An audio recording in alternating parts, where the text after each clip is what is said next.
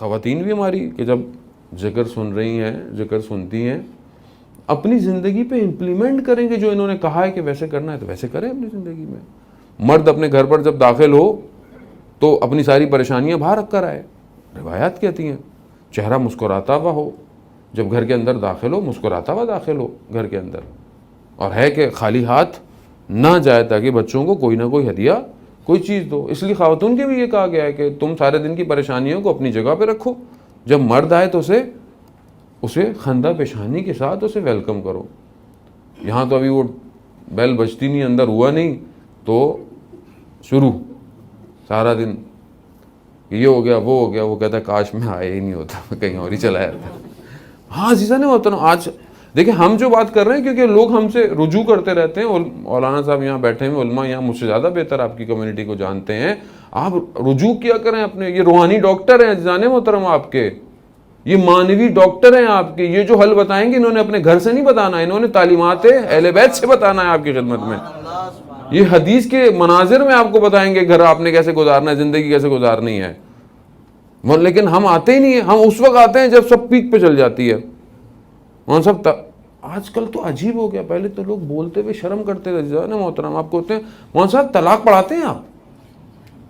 نہیں، یہ واقعی علماء بہتر جانتے ہیں. یعنی اتنے لوگ ہو گئے بھائی، کیوں کیا ہو گیا؟ بس اب نہیں ہو پا رہا.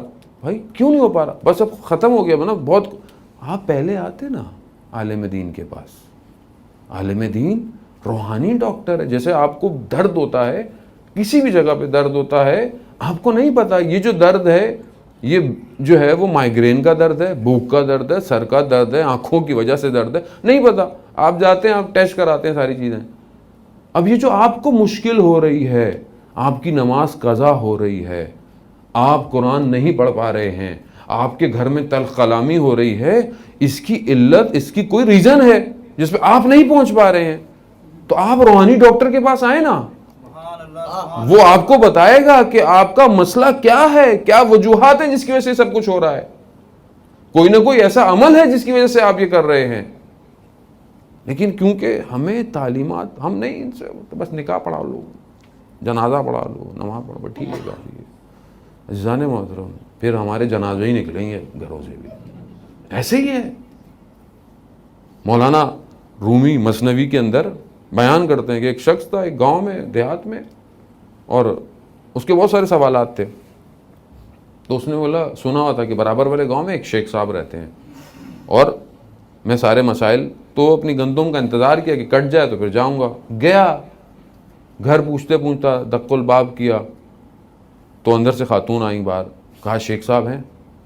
کہا کون شیخ؟ وہ شیخ جو لوگوں کے مسائل حل کرتے ہیں. تو کوئی شیخ ویک نہیں ہے، ایسی بس پتہ نہیں کیا بنایا ہوا ہے. یعنی عجیب غلط سلط بولا، چلے گا. پریشان ہو گئے. گئے تندور کی دکان پہ، جو تندور والا تھا. کہا آپ شیخ صاحب کو جانتے ہیں؟ کہا ہاں ہاں جانتے ہیں، کیوں نہیں جانتے. کہا کہاں ہیں؟ کہا جنگل میں لکڑیاں لینے گئے ہوئے ہیں، لکڑیاں لاتے ہیں، مجھے بیچتے ہیں، میرا تندور چلتا ہے، ان کا بھی زندگی چلتی ہے. کہتا کس طرف ہے؟ کہا اس طرف. چلتے چلتے کہتا جنگل گھنا، تھوڑا سا چلا تو کہتا میں گھبرانے لگ گیا.